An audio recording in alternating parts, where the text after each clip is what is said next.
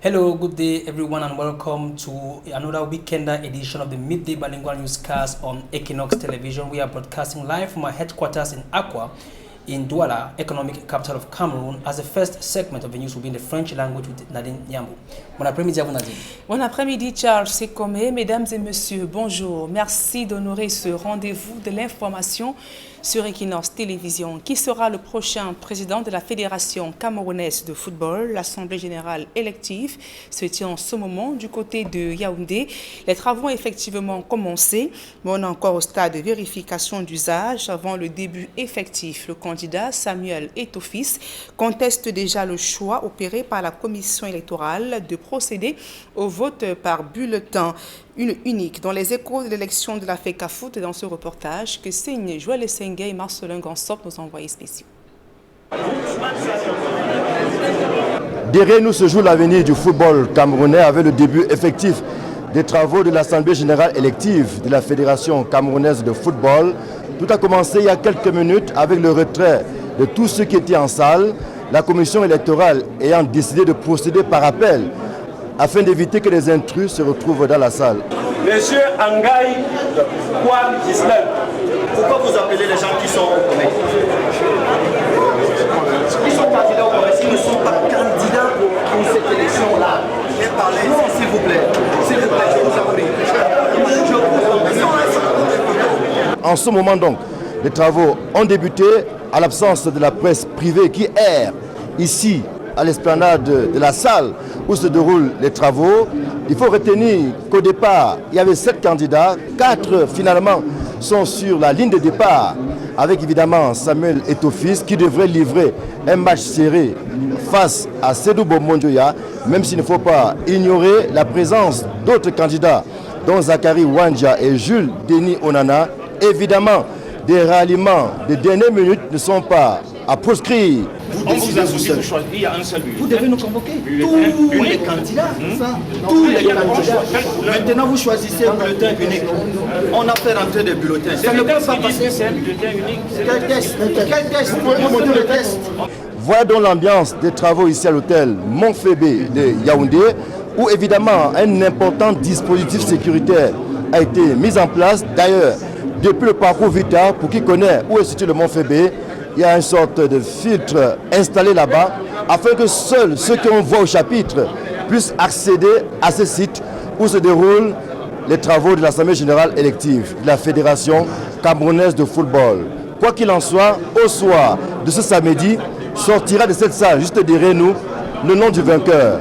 Après un match certainement épique, très serré, des joutes verbales qui ont laissé voir l'ambition des uns et des autres.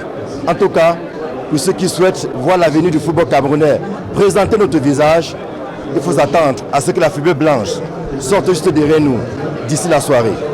Ici Joël Essengue et Marcelin Gansop, Equinox Télévision. Restons toujours à Yaoundé où s'est achevée hier la session parlementaire du mois de novembre à l'Assemblée nationale. Le réseau parlementaire et le réseau des femmes parlementaires s'est indigné face à la persistance des violences dans les régions du nord-ouest et du sud-ouest Cameroun. Dans son discours de clôture, le président de la Chambre basse a condamné les conflits ethniques enregistrés à Kousséri dans la région de l'extrême nord. Le point dans ce reportage de Guizot. C'est à une fin de session singulière qu'on a assisté à l'Assemblée nationale, où le PAN ne tenait pas seul la vedette avec son discours de clôture. Avant donc la déclaration finale de Kavaïege Djibril, le réseau parlementaire des femmes s'est indigné des actes violents attribués aux séparatistes dans les écoles dans le sud-ouest ces dernières semaines. Nous, femmes parlementaires du Cameroun, appelons ainsi les supposés séparatistes à la retenue, car, à la vérité, aucune cause ne saurait justifier de tels actes contre la jeunesse. Exhortons le gouvernement de la République à traquer sans relâche et avec détermination ces hors-la-loi, dont les actes d'horreur sont de nature à compromettre les efforts conjugués des pouvoirs publics. Retrouvant son rôle, le président de l'Assemblée nationale s'est immédiatement plongé dans l'actualité, relevant la dangerosité des conflits interethniques dans l'extrême nord. Cette résurgence de la violence entre les trois communautés pourrait davantage hypothéquer la paix déjà fragile dans la région du fait des exactions de la secte islamique Boko Haram. En outre, restant dans l'air du temps, avec la CAN 2021 à venir, Kava Yege Djibril a appelé à baptiser le stade de Lembe du nom du président de la République, provoquant une standing ovation. J'ai l'insigne honneur de demander avec déférence que cette somptueuse réalisation soit baptisée Stade Paul Biya.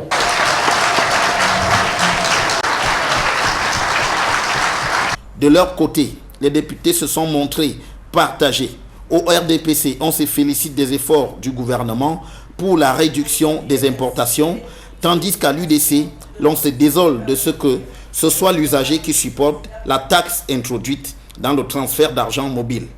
On parlait bien qu'il n'y a pas l'argent au Cameroun, il y a les difficultés. Et le programme de SND30, il faut changer la manière de laquelle nous faisons l'importation. Donc, nous, on a vu que le ministre, ils ont l'ambition et l'intention de faire qu'on produit local. Et c'est ça que nous voulons.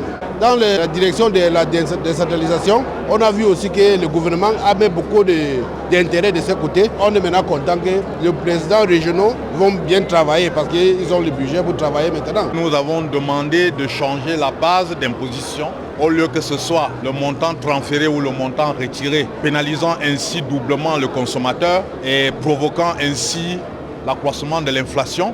Que cette taxe soit basée sur les commissions que les opérateurs de transfert mobile d'argent prélèvent chez les opérateurs lorsqu'ils envoient de l'argent. Ainsi, la session de novembre 2021 s'est achevée à l'Assemblée nationale entre les affirmations de l'exécutif d'être dans la bonne voie et les doutes de nombre d'acteurs du législatif. Et la toile s'affole autour des prouesses et des performances d'Audrey Nabila Monkam au concours Miss Monde 2021. La lionne indomptable de la beauté camerounaise a donc brillé haut le vert rouge jaune face à la face du monde. En remportant la deuxième place lors du concours Miss Monde Top Model, Audrey Nabila se rapproche de plus en plus de la couronne. Elle est ainsi la première femme camerounaise à franchir la phase finale de cette compétition. Le point dans ce reportage de Gladys Sidi. Audrey Nabila Monkam brille de mille feux au concours de beauté Miss Monde 2021. Celle qui a été désignée Miss Cameroun 2020 allie beauté et intelligence. Ses performances durant les différents challenges imposés dans cette compétition mondiale en sont la preuve. Audrey Nabila Monkam tire son épingle du jeu de tous les challenges proposés. Sa magnifique tenue traditionnelle a été classée parmi les meilleures. La Miss Cameroun s'est aussi hissée à la deuxième place du concours Top Model de Miss Monde 2021. Cameroun!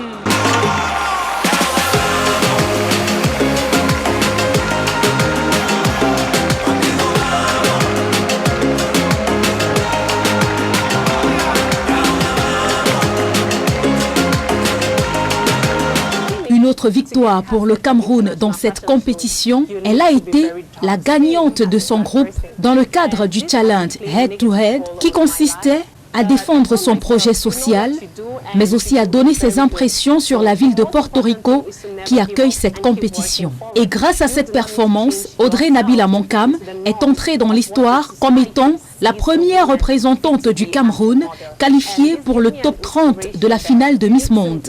Empower women and make them understand that they are beautiful just the way they are, whether they are slim, whether they are short. Son parcours à cette étape de la compétition est plus qu'élogieux. La finale est prévue le 16 décembre prochain et le public est appelé à soutenir l'ambassadrice du Cameroun. Pour cela, il suffit de télécharger l'application Mobstar, de liker toutes les photos de la Miss, étant donné qu'un like équivaut à un vote. So, do not forget to continue voting for Cameroon by downloading the Mobster application and liking all of my pictures because one like equals one vote. Pour ce qui est des concours de beauté, cette fin d'année est plutôt prolifique pour le Cameroun. Ange Michel Minkata, représente le vert rouge jaune au concours Miss Univers qui se tient en Israël en ce moment. Quant à Moukete Linette Mona Lisa Dieli, elle participe au concours Miss Commonwealth Africa Charity qui se tient au Nigeria. Les 3 déesses de la beauté sont accompagnées par le comité d'organisation Miss Cameroun qui fournit sur ses plateformes digitales toutes les informations utiles pour permettre à nos reines de beauté de ramener la couronne à la maison.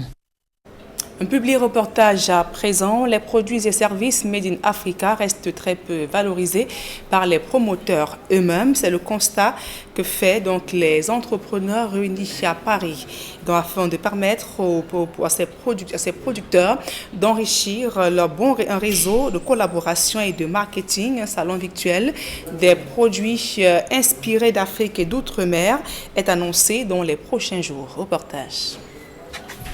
Offrir une vitrine des produits et services inspirés de l'Afrique et d'outre-mer est l'objectif principal du premier salon virtuel qui aura lieu les 17 et 18 décembre en networking. C'est la substance de la conférence de presse donnée ce jour à Paris par l'initiatrice du projet. De PSAO m'est venu parce que je pense que je ne suis pas la seule à l'avoir constaté. Nos produits et services inspirés de l'Afrique et de l'outre-mer ne sont pas suffisamment valorisés par ceux qui le produisent.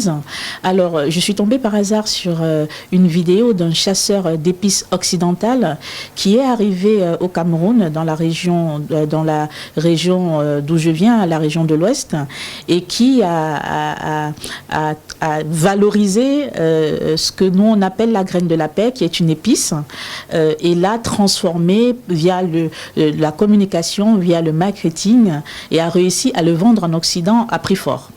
Il est temps de pouvoir mettre en avant nos produits et services partout dans le monde et faire valoir ce qu'on sait mieux faire et surtout valoriser, en tout cas propager au monde entier les richesses africaines et ultramarines.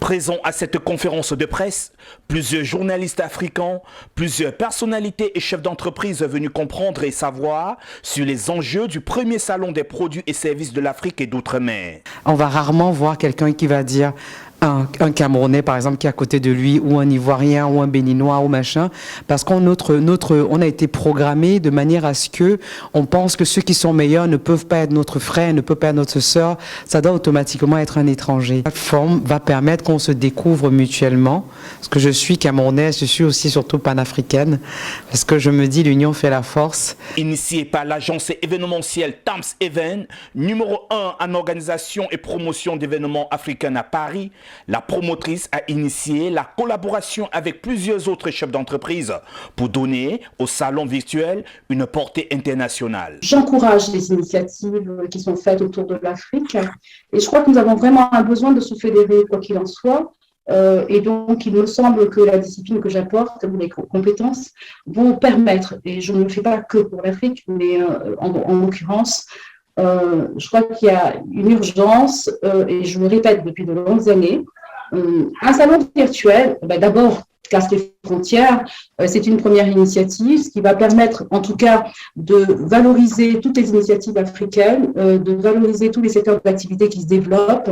Le salon virtuel accueille pendant les 2 jours d'exposition les produits issus de 14 secteurs d'activité, à l'instar de la cosmétique, du digital, de la gastronomie, de l'assurance, du tourisme, de la mode et de l'art, pour ne citer que cela. Le premier salon des produits et services inspirés de l'Afrique et d'outre-mer, c'est 56 exposants, 4 salles de networking, 6 conférences débats, 4 formations et 3 salles visiteurs, le tout en virtuel. La ville de Douala au Cameroun accueillera la 2e édition au mois de juin 2022 en présentiel. À présent, la deuxième partie de ce journal en langue anglaise avec vous, Charles Sikomi. Good afternoon again to you, Nadine Yambu. Ladies and gentlemen, welcome to the second segment of information in the English language. The long-awaited Fecafoot elections is currently going on at the Hotel Monfebe in Yaoundé. The Fecafoot delegates have been urged by the Elections Committee to keep away their phones as they proceed to the voting booth. The essence is for voters not to record what is being done within the booth. Samuel Tofis, who is one of the contenders for the top position as president of Fecafoot, is said to have vented out his anger at the single ballot that is going to be used for the voting process. Samuel Eto'o has claimed that the unique ballot might be a ploy to fraud the voting exercise. He also reiterated that the only way the ballots are going to be accepted is if they are all signed by the personnel of the Elections Committee. The National Commission for Human Rights in Cameroon, in its new report published on December 10th, condemns all forms of attacks orchestrated by the Boko Haram Islamic sect in the far north and north regions of the country. The human rights group also condemns all forms of attacks which have been masterminded by separatist fighters in the southwest and northwest regions, as well as our reporter, Innocent Aze, has precise details in this report. Commission for Human Rights and Freedoms in Cameroon, in its new report published December 10 on the occasion of the 73rd edition of the International Human Rights Day, once again condemns the multiple attacks orchestrated by Boko Haram fighters in the far north region and the attacks masterminded by separatist fighters in the two English-speaking regions. Attacks which, according to the Rights Commission, has drowned Cameroon's economy, destroyed infrastructures, equipment, and the survival means of the population, paralyzed education, raised poverty rate, and gave birth to inequality in the three regions in particular. The Human Rights Commission deplores the persistence in education inequality based on gender, as boys have a privilege to access to education, whereas in 2019 in Cameroon, the number of girls who dropped out of school tripled the number of boys who as well did not have means to go to school. The Commission condemns the increase of PTA fees by heads of some educational establishments, also the increase in the cost of school manuals. Another aspect condemned by the National Commission for Human Rights and Freedoms is the infrastructural inequality in regions and subdivisions in terms of health coverage and the insufficient qualified health personnel in the country, with a nurse for 3,157 inhabitants and a doctor for 11,335 inhabitants. The Commission regrets the fact that since 2020, the COVID-19 pandemic has regressed economic activities, resulted to the loss of revenue and drop in standard of living, causing poverty rates to rise from 24.5% in 2019 to 25.3% in 2021. In terms of recommendation, the Mwangi Kobilas Commission recommends that the state multiplies help to sectors which have been seriously touched by the conflict and COVID-19 pandemic. Inclusive actions should be taken so that discrimination will be buried, so that vulnerable groups, persons with disabilities, have access to public establishments, services, information, secondary and higher institutions of learning. It also recommends that there should be reinforcement of rural developmental programs which will provide employment opportunities. In the same light, human rights associations also converged in Buea yesterday to celebrate the International Day of Human Rights, which is on December 10th, 2021. They sent a clear message calling for an end to the human rights violations in the northwest and southwest regions particularly, and Cameroon at large. Derek Jato reports from Buea.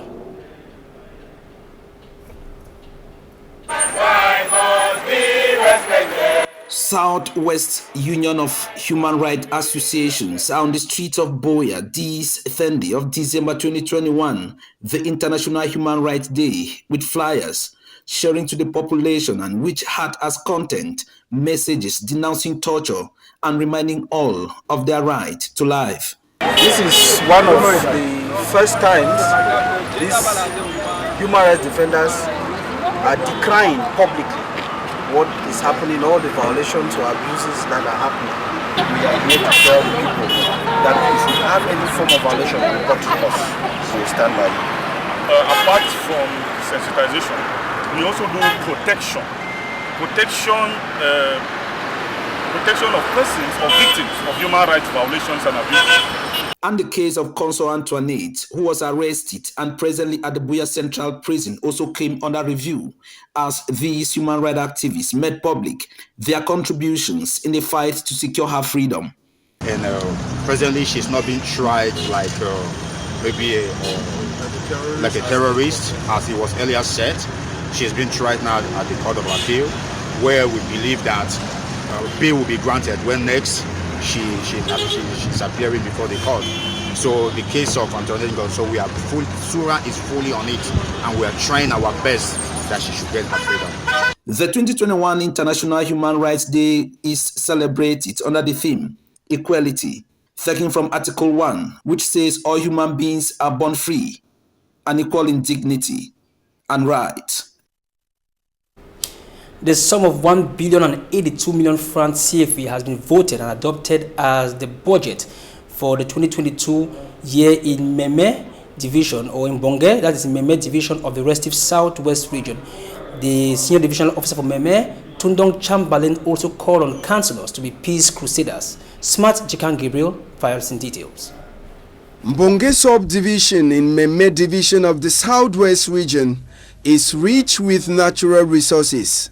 Unfortunately, notwithstanding these natural resources, people go into most of the villages like Nake, Bole, Gongo, Bole Bakundu, Mabunji and Kwakwa go through hell because of the poor road network leading to these villages under Mbonge Subdivision. Now so far this wonderful stuff.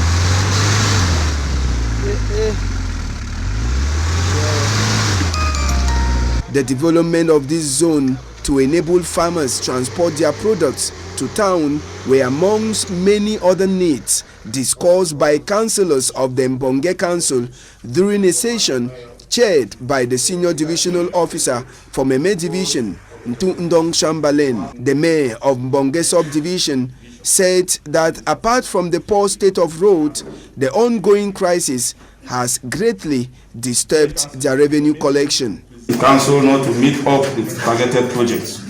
The council is not able to collect the internal revenue because of the socio-political crisis between the two English-speaking regions.